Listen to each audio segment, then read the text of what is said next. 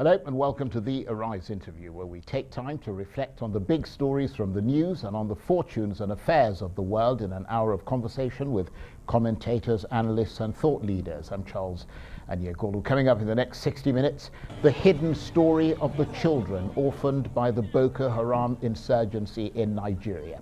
Hundreds of thousands of them separated from their parents by a campaign of violence, all of them facing enormous trauma, the horror of what they've seen and escaped from still haunting their dreams. Today, we'll hear about the lost children of Nigeria. Plus, we know about the trauma, but what's the solution? With the Nigerian army failing to fully contain Boko Haram militants, there are growing calls across the country for the government to consider bringing in paid special forces, otherwise known as mercenaries, to tackle the insurgents. But how damaging could that be to Nigeria's global image? And could it end up making things worse rather than better? We'll speak to a Nigerian security analyst who served in the US Army. And later, as America's health system struggles to cope with a huge surge in coronavirus cases and Joe Biden lays out his plan to tackle the pandemic, not a word from Donald Trump about the crisis. Instead, he's traveling to Georgia this weekend to campaign for two Republicans competing in the Senate runoff races there. So how is Mr. Trump's appearance likely to play? We'll speak to a middle-of-the-road Republican about the incredible paradox at the center of the president's visit. Coming up. For more than a decade, Boko Haram militants, and more recently the group that splintered from the main body, ISWAP, have committed unspeakable atrocities across the northeast region of Nigeria. Attack after attack has been executed by the jihadists, killing tens of thousands and displacing millions, turning them into refugees, many of them lost children whose parents are dead or missing. And as their children lose their parents, there is the added psychological trauma of not having anyone to properly console them, their mental health receiving virtually no attention at all, beyond the occasional pat on the back and words to the effect that God will take care of them. It was during the Boko Haram insurgency that my husband and other men fled. They were running away. 3 died and one of them was my husband. The other one survived, but I was left alone with my child. The child in front of me is also a child of a father that died because of Boko Haram. Absolutely traumatizing stuff. Well, my first guest has done more than many to help the victims of the Boko Haram insurgency, trying to bring their fragmented world together. She is Zahrah Mustapha Audu, president of the Mona Audu Foundation, and she joins me now in the studio. Thank you very much indeed for coming in. Thank you so much for having me. It is, of course, a story that's often not told, but there are tens of thousands of orphans whose parents have either been killed by Boko Haram or are missing. Yes, this is correct. This is true. I think, one of the reasons why we see during the COVID-19 spread, we saw a lot of state governments, including the Kano state government especially, sending a truckload of children back to their states, is because these are displaced children who are obviously orphans with no one to actually care for them. So they found their way as far as Kano, Kaduna, and are basically living off the streets. So this has increased the whole Almajiri culture, especially in Kano. And Almajiris are kids who go out to beg. Exactly. They go there hoping to, it's actually like some form of business, of a source of income, because they have no skills, they have no training. So the only thing for them to turn to is actually begging on the streets. We've seen tremendous increase in the number of orphans since the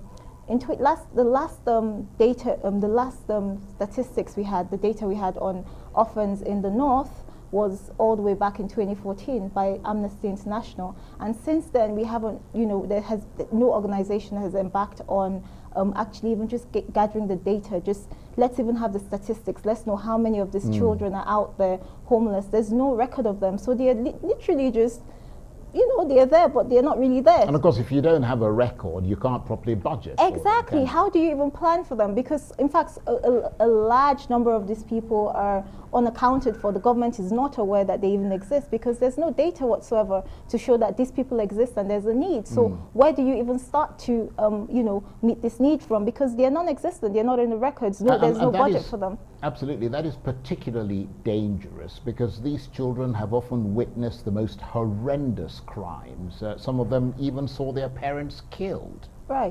Right, exactly. So we're not even just talking about the psychological effect on the children, because this is major. This can form your, this transforms your life, and this basically can decide how you end up at the end of the day. But it's more even just the day-to-day needs of these children that we're looking at, because I mean the psychological aspect of it is, you know, another story it's a whole other story. story. Well, I'm going to ask you about that in a you know, coming up. Right, but I mean, just finish what you're saying. But even providing for the basic needs, we need to know they exist. So we need statistics Absolutely. showing us, okay, in this state we have this amount of orphans, in that state, especially within the, you know, in the northwest, you know, where predominantly Boko Haram has attacked the hardest. But there's no data, there's no statistics, so there's no way to properly plan for these people, for these children. There's no plan. I mean, you know, a lot of NGOs and CSOs are trying their best to bridge the gap between what the government can do and what, you know, needs to be done. But it's not enough because we don't have the statistics. So we don't even know what to plan for,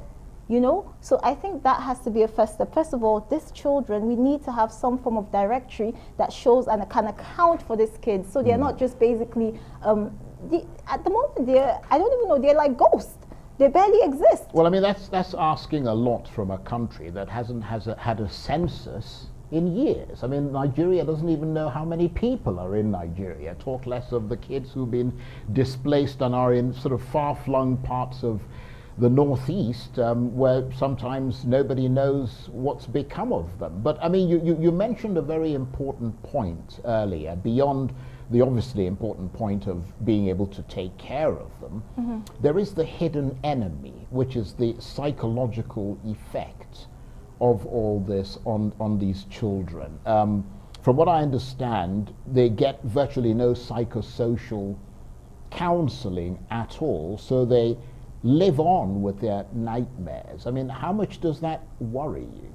I think for me, a bit, you know, looking at the bigger picture, besides the psychological effect on them, the long-term effect of begging and living on the street basically leaves your options very limited. You either end up in crime, you know. So basically, we're trying to tackle the level of insecurity in the north, but until we can provide for more northerners, not just the kids. I mean, the kids are the orphans are a major part of it, but until there is until you provide for people and you take them off the streets, and there's a sense of, you know, they have a sense of belonging to the, you know, the greater society who seems to be doing better than they are doing, then we're not ever going to get rid of the insecurity, because this stems from something. There's something, as opposed to tackling the symptoms. How about we tackle the cause of the problem? There's so much poverty up north, you know, and until this poverty, we find a way to eradicate this poverty, educate the people, create more sources of income, you know, a way of them to just survive from day to day, there's no way of really tackling insecurity, because a lot of people, especially up the corner, they have very little to live for. That's the truth. They have very little to live for. So when you're dealing with people that have very little to live for and no hope for tomorrow, and on top of that, you've then got an insurgency. Exactly. What little they have is being taken away from them. It's being taken away from them. So it makes everything a whole lot, you know, a lot worse than it actually is.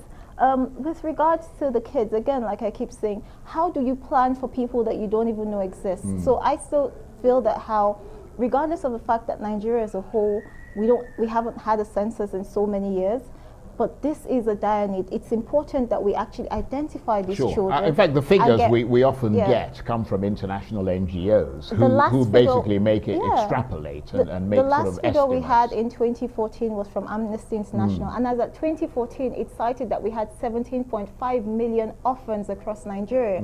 And this is about about 6 years ago. So obviously you see that there has been a drastic increment in that figure. Of course, we don't know. I mean, just last week, another 70 people were killed. They probably have children families, and so on. So it's ongoing. It's ongoing, and we have to start at some point. I even feel that even if, as opposed to leaving it as a responsibility of the federal government, state governments, local governments, at that level need to start collecting data. No, they absolutely. need to know who are these people, identify these people, because without us actually having the data, there's no way for the government, the federal government, to even plan for these people. Well, just before, we've got about 2 minutes left. Just tell us how your foundation has been intervening to help these orphans and other displaced people across Nigeria. Well, one of the things we focused on this year because of the COVID was the relief packages. So we were sharing a lot of food and sanitary packages just to help people keep up their hygiene and be able to feed through the COVID.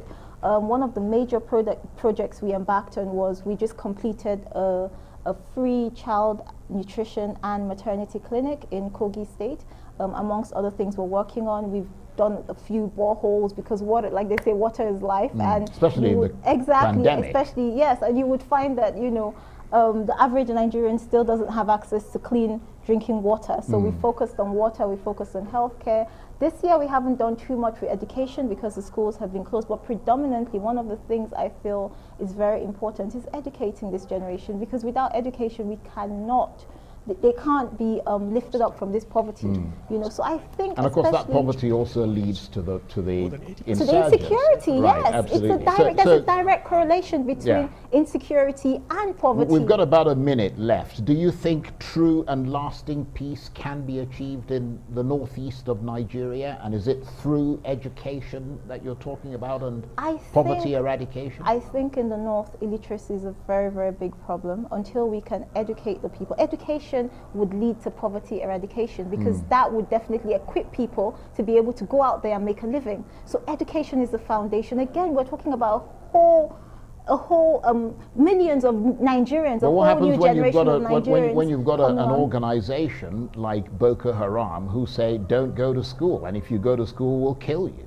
I'll be honest with you, in as much as Boko Haram is, I think to some extent, the areas that are directly affected by Boko Haram at the moment are limited compared to the areas of just basically loads of poverty and illiteracy. Okay. So we can't really just use Boko Haram as a reason for not educating our that's a good point, and that's food for thought. There's so many areas that are not directly affected by Boko Haram, but we still see poverty and illiteracy. Sure. So I think these are two areas that must be tackled. Zahrah, I'm really sorry to interrupt you, That's but fine. I've got to go. Zahrah Mustapha Audu is president of the Mona Audu Foundation. Thank you very much. Thank you so much for having us on.